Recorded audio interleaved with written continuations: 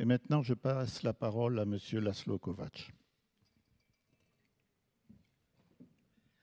Thank you very much, Mr. Chairman. My point of departure is that globalization, the global challenges, and the global competition as one of the biggest challenge certainly has pushed the EU to a crossroad. The question whether we need more or less Europe, whether we have to prevail the national or the community interests. And financial and economic crisis has made it even more urgent because nationalism, national egoism, extremist tendencies, and even extremist parties, Euroscepticism, have gained ground. Personally, I am for deeper integration, from monetary to fiscal and political integration, and I am for further enlargement. Because it is the only way to improve the quality of life of our people, to improve the impact of Europe on the future of mankind. Otherwise, it will be the problems and the aspirations of the outside world to have their impact on Europe and on the European Union. EU can have a positive influence in two ways, I think. By participating in international crisis management, including crisis prevention and post-conflict rehabilitation. And the other one is by showing, but not imposing, a model of economic and social development on the outside world.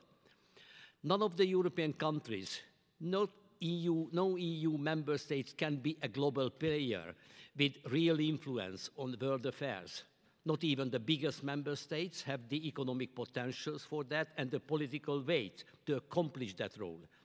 Only further and deeper integration can result in a Europe with positive impact on other parts of the world, the basis on which further and deeper integration can be achieved should be the shared values: democracy, rule of law, respect for human rights, human dignity, guarantees of civil liberties, and the others. And as a socialist, may I add that specific values of the democratic left, like social justice and solidarity, should play an additional role. To call the attention to two specific issues from which we have to draw important lessons, that is the next part of my introductory remarks. First, the unexpected Arab Spring. It is an important step towards democracy, though we don't correctly see or precisely see the end of the way. But it also has made clear that democratic countries, member states of EU and community itself tolerated, sometimes even supported autocratic regimes, even dictatorships, for a long time. And SI, the Socialist International, even welcomed some of the ruling parties who wanted to join, though this membership finally became very formal and without any concrete contacts. Emerging democracies, countries of the former Soviet bloc, lacking democratic traditions, due to their troubled history, can stop on their way and can move backwards. It's another challenge. Gaining constitutional majority in parliamentary elections, ruling parties can feel tempted to destroy democracy, the rule of law, can abolish checks and balances, the basis of democracy, and can violate the values, the shared values of the European communities.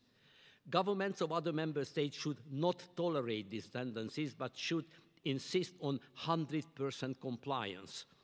Solidarity between sister parties cannot be a pretext to stay idle when democracy and the rule of law is in danger in any EU member state. The most important instruments we have to influence other parts of the world are the CFCP and the European External Affairs Service. But their efficiency should be considerably improved by broader consensus of the member states, with better defined priorities and more transparency.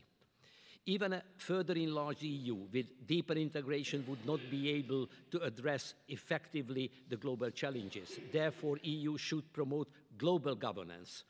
The number one partner for us is obviously the United States, but we also should strengthen cooperation with China, Russia, Japan, India, Brazil, and other major players in world politics. EU should get more say in the United Nations. A permanent seat on Security Council is an option, and also a major role in the G20. Security policy is not only military, just the contrary. Environmental and other issues also important. And in this, the other countries, the BRICS countries, or Latin America, for instance, and the progressive forces of Latin America should also play a very important role. And Africa, a very diverse continent, economic neo-colonialism is still there, and we have to help the African countries to get rid of that. Thank you.